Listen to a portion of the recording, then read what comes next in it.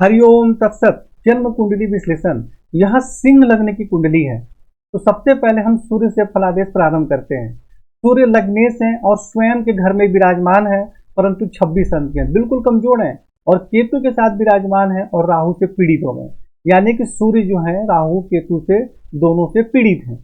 और चलित कुंडली में जो शनि है वह चतुर्थ भाव में आ जा रहे हैं। देखिए यहाँ तो उस हिसाब से भी देखा जाए तो शनि की भी दृष्टि लग्न पर पड़ रही है, तो जिसके कारण शारीरिक स्वास्थ्य, सौंदर्य एवं जीवन की उन्नति में कठिनाई एवं परेशानी होती है। सही प्रकार से जीवन में उन्नति नहीं हो पाती है, मानसिक परेशानी भी बनी रहती है।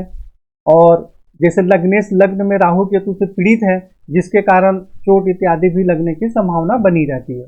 तो इसलिए यहाँ पे आप सूर्य का मंत्र जाप करें, तांबे का छल्ला धारण करें और सूर्य की आराधना करें और राहु केतु शनि से संबंधित दान एवं उपाय करना आपको आवश्यक है।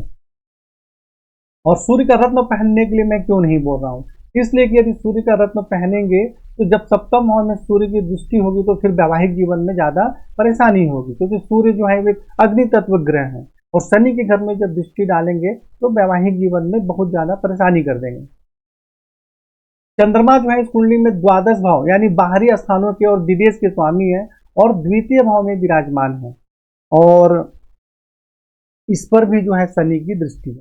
शनि जो है यहाँ से 10वीं दृष्टि से चंद्रमा को देख रहे हैं, तो जिसके कारण धन एवं कुटुंब के सुख में कठिनाई एवं परेशानी होती है और बाहरी स्थानों या विदेश के भी स्थान से भी कुछ परेशानी होती है। यानी विदेश के माध्यम से सफलता भी प्राप्त होती है, लेकिन पीड़ित होने के कारण परेशानी भी होती है और आंखों से संबंधित भी परेशानी होने की संभावना रहती है।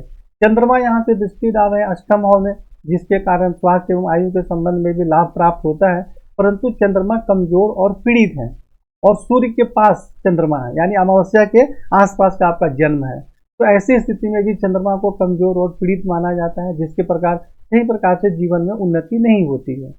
और चंद्रमा जो है चलित कुंडली में देखिए माइनस है, यानी चलित कुंडली में चंद्रमा सूर्य के साथ यहाँ आ जा रहे हैं, तो जिसके कारण और भी परेशानी का योग बन जाता है।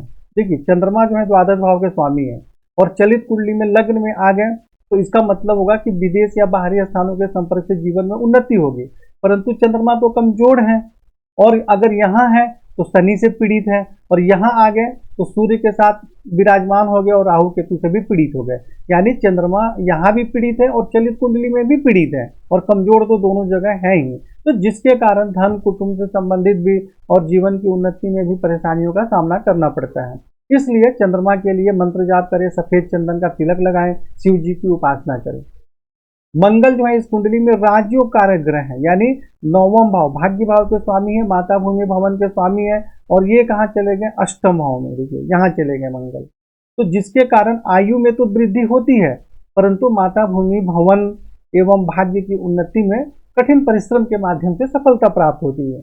यहाँ से मंगल अगर दृष्टि डालते हैं एकादश भाव में, जिसके कारण आमदनी बहुत अच्छी होती है और द्वितीय भाव में दृष्टि के कारण भी धन एवं कुटुंब का सुख प्राप्त होता है। तृतीय भाव में दृष्टि के कारण पराक्रम में वृद्धि होती है, भाई बहन का सुख प्राप्त होता है, ऐसे व्यक्ति हिम्मती एवं परिश्रमी भी होते हैं। तो हालांकि चंद्रमा यहाँ बिल्कुल मजबूत स्थिति में है, तो इसलिए मंगल से संबंधित आप मंत्र जाप करें और जो उपाय बताए गए हैं वह करें, जिससे कि आपको और अच्छा लाभ प्राप्त हो सके। बुध जो है इस कुंडली में देखिए आमदनी के स्वामी है और धन के भी स्वामी है, दोनों के स्वामी है। यह जो है एकादश भाव आमदनी के स्वामी और धन का संग्रह उसके स्वामी खुद के घर में बैठे हैं, तो ये बहुत ही अच्छा योग है और उच्च राशि में बैठे हुए हैं, तो जिसके कारण आमदनी बहुत अच्छी होती है, धन का संग्रह होता है, कुटुंब का भी सुख प्राप्त होता है और ऐसे व्यक्ति को जीवन में कभी भी धन की कमी नहीं होती है। तो बुध के लिए आपको कुछ विशेष करने की जरूरत नहीं है, कुछ सामान्य उपाय बताए गए हैं वह आप कर सकते हैं। और बुध के बाद हम गुरु के विषय में चर्चा करते हैं। तो गुरु जो है इस कुंडली में पंचम भाव के स्वामी हैं और अष्टम भाव आयु भाव के भी स्वामी हैं और गुरु जो है यहाँ दसम भाव में विराजमान हो गए। तो दसम भाव में शुक्र के घर में विराजमान है और 12 अंश के हैं, यानी अंश बल में भी ठीक है और यहाँ विराजमान होने के कारण कुछ कठिनाइयों के साथ पिता राज रोजगार के क्षेत्र में सफलता प्राप्त होती है, विद्या बुद्धि संतान का भी सुख प्राप्त होता है और आयु में भी वृद्धि होती है। द्वितीय भाव में दृष्टि के कारण धन एवं कुटुंब का सुख प्राप्त होता है, धन का संग्रह होता है। चतुर्थ भाव में दृष्टि के कारण माता भूमि भवन वाहन का सुख प्राप्त होता है और षष्ठ भाव में दृष्टि के कारण आप अपने बुद्धि विवेक के माध्यम से शत्रु पक्ष पर प्रभाव स्थापित करने का प्रयत्न करते हैं और नौकरी में भी सफलता प्राप्त होती है। और देखिए चलित कुंडली में गुरु यहाँ आ जा रहे हैं, देखिए माइनस है ना, सॉरी चलित कुंडली में गुरु यहाँ आ जा रहे हैं, माइनस है यानी वो पीछे आ जा रहे हैं चलित कुंडली में, तो यहाँ आने के कारण भी अच्छा फल देंगे। अगर गुरु यहाँ रहेंगे तो भाग्य की उन्नति होगी, शारीरिक स्वास्थ्य सौंदर्य एवं जीवन की उन्नति में सफलता प्राप्त होती है और विद्या बुद्धि संतान का भी सुख प्राप्त होता है। यानी कि गुरु चाहे यहाँ हो चाहे यहाँ हो, अच्छा ही फल दे रहे हैं। शुक्र जो है इस कुंडली में 10वें भाव के स्वामी है और तृतीय भाव के स्वामी है, यानी पराक्रम के स्वामी है, भाई बहन के स्वामी है और पिता राज्य रोजगार के स्वामी, और द्वादश भाव में चले गए। देखिए 11 अंश के, बहुत ज्यादा कमजोर नहीं है। तो द्वादश भाव में शुक्र विराजमान हो गए, तो 10वें भाव के स्वामी द्वादश भाव में विराजमान हो गए, तो जिसके कारण स्वयं के व्यवसाय करने में पूर्ण सफलता प्राप्त नहीं होती है। लेकिन ऐसे व्यक्ति अगर अपने जन्म स्थान से दूर या विदेश में जाकर नौकरी करते हैं तो बहुत अच्छी सफलता प्राप्त होती है और बहुत ही अच्छी उन्नति होती है। मतलब बाहरी स्थानों के संपर्क से या विदेश में या दूसरे स्टेट में जाकर अगर जॉब करते हैं तो अच्छी उन्नति होती है। और यहाँ शुक्र विराजमान होने के कारण जीवन के सुख सुविधाएं भी प्राप्त होती है। ऐसे व्यक्ति अपने सुख सुविधाओं के लिए अत्यधिक खर्च भी करते हैं। तो परंतु एक बात और देखिए कि चलित कुंडली में शुक्र भी यहाँ आ जा रहे हैं, एकादश भाव में आ जा रहे हैं। देखिए यहाँ माइनस है ना, तो चलित कुंडली में शुक्र यहाँ आ जा रहे हैं, तो यहाँ आने के कारण क्या हुआ कि आमदनी के क्षेत्र में अच्छी सफलता प्राप्त होती है। तो दोनों ही फलादेश को हमें समझ के उसके साथ जीवन में आगे बढ़ना चाहिए। तो शुक्र चाहे यहाँ रहें चाहे यहाँ रहें, दोनों जगह आपको लाभ ही दे रहे हैं। लेकिन यहाँ विराजमान होने के कारण बाहरी स्थानों के संपर्क से भी आपको रोजगार में सफलता प्राप्त होती है। शनि जो है इस कुंडली में 7वें भाव के स्वामी है, यानी पत्नी और वैवाहिक जीवन के स्वामी है, रोग एवं शत्रु के स्वामी है। और शनि यहाँ आपके 5वें भाव में विराजमान है और इस पर केतु की दृष्टि है। देखिए तो जिसके कारण विद्या बुद्धि संतान के क्षेत्र में कठिनाई एवं परेशानी होती है। पत्नी एवं वैवाहिक जीवन के सुख में भी परेशानी होती है, पत्नी से मतभेद भी हो जाता है। और यहाँ से शनि जो है खुद के घर में देख रहे हैं, यहाँ से देखिए तो खुद के घर में जब देख रहे हैं तो पत्नी एवं वैवाहिक जीवन का सुख प्राप्त होता है, दैनिक रोजगार में सफलता प्राप्त होती है। और यहाँ से जब देख रहे हैं एकादश भाव में तो आमदनी अच्छी होती है।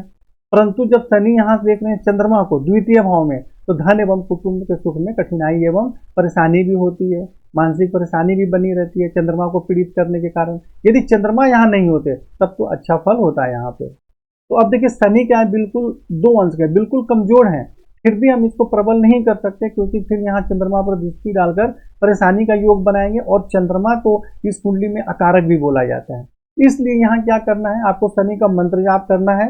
लोहे का छल्ला बाएं हाथ के मध्यमा में धारण करें, तो इस प्रकार आपको उसमें लाभ प्राप्त होगा।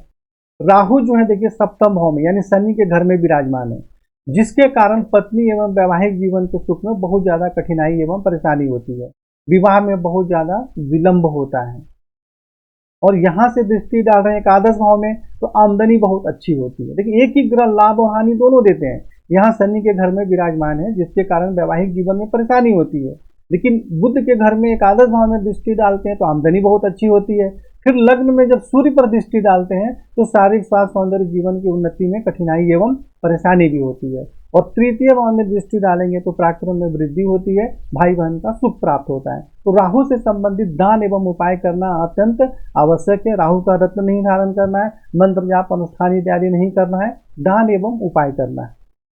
केतु यहाँ लग्न में सूर्य के साथ विराजमान है, जिसके कारण शारीरिक स्वास्थ्य सौंदर्य जीवन की उन्नति में सफलता परेशानी होती है।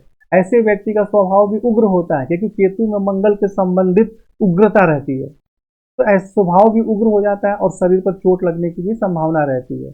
और यहाँ से जब शनि पर दृष्टि डाल रहे हैं 5वें भाव में, तो विद्या बुद्धि संतान के सुख में भी परेशानी होती है और पत्नी और वैवाहिक जीवन के सुख में भी परेशानी होती है। और 7वें भाव में जब दृष्टि डालेंगे तो वैवाहिक जीवन में परेशानी होगी और यूरिन से संबंधित भी बीमारी होने की संभावना रहती है।